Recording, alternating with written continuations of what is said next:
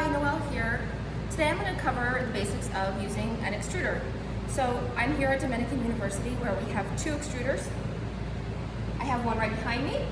This one is the North Star equipment extruder, and then I have one immediately to my right, and that one is made by Scott Creek, and it's called the Super Duper Clay Extruder.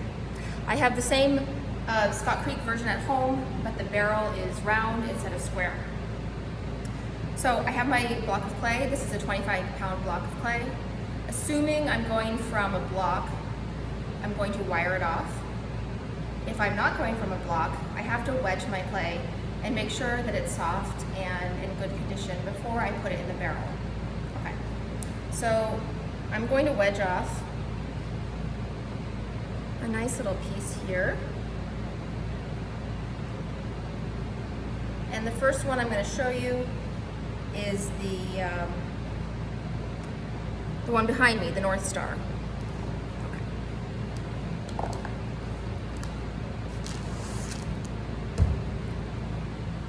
So I basically cut the block in half, and now I'm going to cut it again. So I'm cutting it into fourths. And if I do that, it should fit into my barrel, no problem. Okay. I have to set up the barrel. The equipment is already installed on the wall, but it takes a die on the interior, a rubber gasket, and the metal base. So we have lots of options for the dies. I'm going to show you briefly what these can look like, because there are many on the market, and depending on what you want to do, you might choose a different die. So this one, you can see, has kind of a rounded off square, a hexagon, and two like strap holes, and these would be for making handles.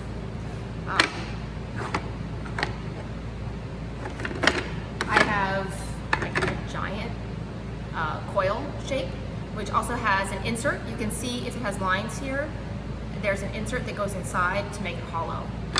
So in this bucket, I have lots of different options.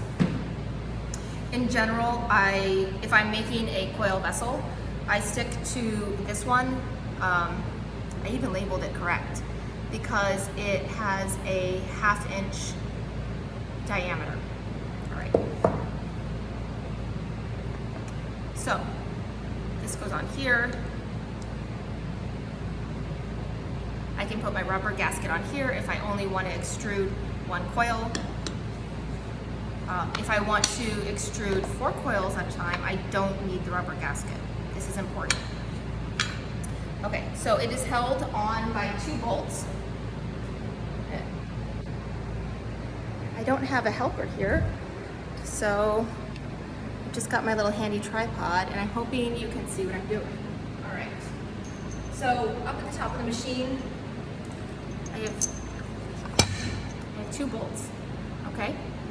And I also have a hex wrench when I need to remove them. The hex wrench, I put a hole in the 2x6 that's holding it up onto this wall. Okay, so this goes like this.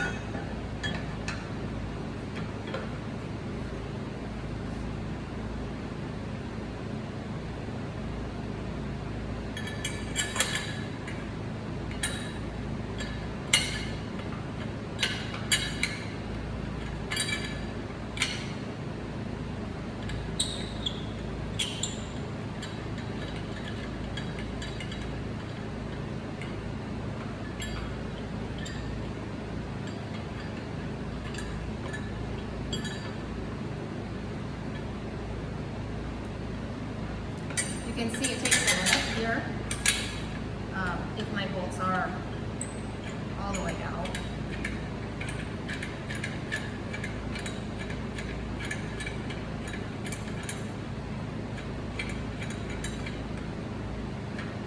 And right now I'm just hand tightening them.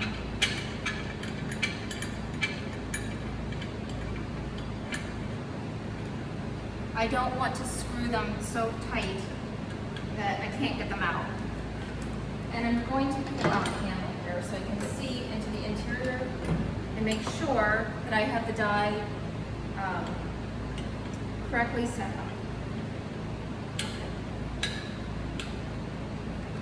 I'm going to grab my hex wrench and just gently tighten it, but I'm not going to strip my bolt. Because once I add water and clay to it, the amount of pressure that is exerted on the bolt is significant, and at the end of the day, I want to be able to disassemble it to clean it. Okay, so it works like this. This goes on the interior. Can you see how warped it is? It shouldn't be this bad just from years of use. This was my first extruder. And then you push the handle down with the idea being your clay will come out of the bottom like a coil. All right, let's check it out. So I have my block of clay. This clay, you'll notice, is white. And so before I started filming, I just double checked to make sure that my extruder was all cleaned out. So if there was anybody using a different kind of clay before me, I wouldn't get, for example, if someone was using terracotta before me, that clay has a ton of iron in it and it looks red. And so I wouldn't want that iron getting embedded in my porcelain. So I can just drop it in. I sprayed the barrel with a little water. And then here we go.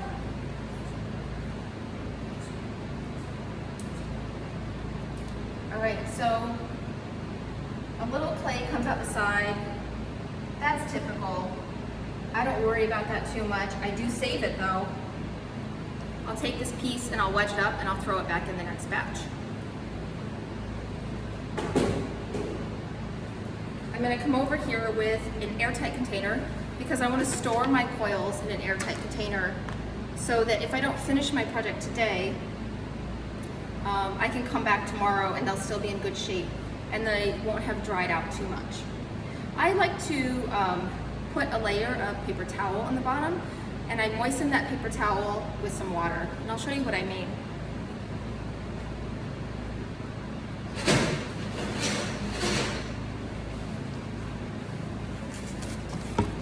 Okay, so paper towels just in the bottom of my Tupperware, and then I'm going to spray the paper towels. This is really important. I want to make sure I spray the paper towels and not my clay. If I spray my clay, it just it gets overly wet and the clay minerals can move apart and it will get really mushy and lose integrity. So can you see my 4 coils coming down? So I'm going to pinch it at the top, and then I'm going to carefully lay it in my Tupperware container. Okay? I'm not super worried if my coils kind of overlap a little bit in my Tupperware. But if you're going to show on your pot or your vessel, whatever it is that you're making, the appearance of that beautiful coil, and you don't want the surface to be marred in any way, you might consider laying down your coils really gently so that they don't touch. So you could, I'll show you what that looks like. You could kind of loop them around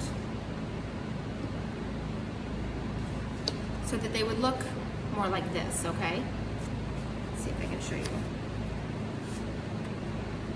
Can you see? Okay. All right. So if you'll know, I'm gonna bring you over here so you can see a little closer. All right, let's look down the barrel. You can see if I pull out the handle,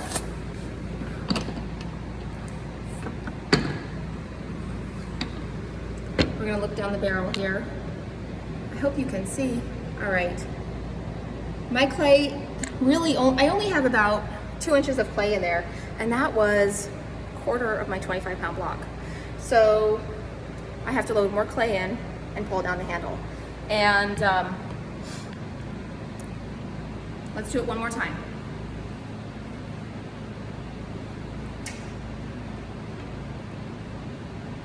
I'm not too concerned if my clay goes up to this edge here, but I don't want it going any higher because then this plastic plunger part won't go in. And we'll see if I just made the cutoff. Also, looks like I just made the cutoff. You'll notice that this handle is really long. So I always want to be aware that there's no one standing behind me because an extruder handle on your head doesn't feel good. Okay.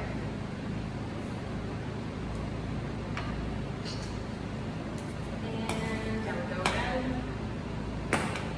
Do you hear those pops? Those are just air bubbles as my two different pieces are coming together in the extruder. One thing that is easy to do when you're first learning how to use this is to accidentally lose a coil on the floor. So in case that happens, I always make sure I have something to catch my clay because I don't want to waste it. So I will make sure the floor is cleaned, and then I also don't want to pull down so hard that I'm forcing it all the way down through the bottom quickly. So I'm always double checking that my coils are good before I lay them in my Tupperware container. This is a really long one. If you need really long ones, you can do that. Just have to plan. And let's take a look at this one. This one has some issues. All right, do you see it has a hole there? That's where the two lumps of clay met. And there's another one right there. This one also got a little gray streak on it, probably from some previous clay that was still somewhere in that machine. So unfortunately I have to toss this one in the trash. I can't recycle it. All right. But normally if it didn't have that like streak of other clay on it, I would just re-wedge it and throw it back in. So I don't always have to start from a block of clay. I can start from a wedged ball of clay, and that is just as good a beginning as any. If I'm going to leave for 5 minutes, get a snack, use the bathroom, I can leave this as is. If I'm going to be gone for longer than 5 minutes, I need to wrap the whole thing in plastic. So I can put a plastic bag and seal it tight at the top, and I can leave that for an hour or so. I don't want to leave it longer than that because the porcelain can actually corrode the barrel. And worst case scenario, I don't remember that it's in there, and then my clay dries out, and it's almost impossible to pull these bolts out and clean the whole thing. And so in which case I have to get a wrench, which is not fun. And last year I actually broke a bolt having to do that because students left a huge amount of clay in one of the extruders, and as I was removing it, the bolt actually snapped in half, which is just crazy. It must have been pretty old and soft. So anyways, I'm going to finish up extruding this clay, and then I will deassemble it and scrub it down.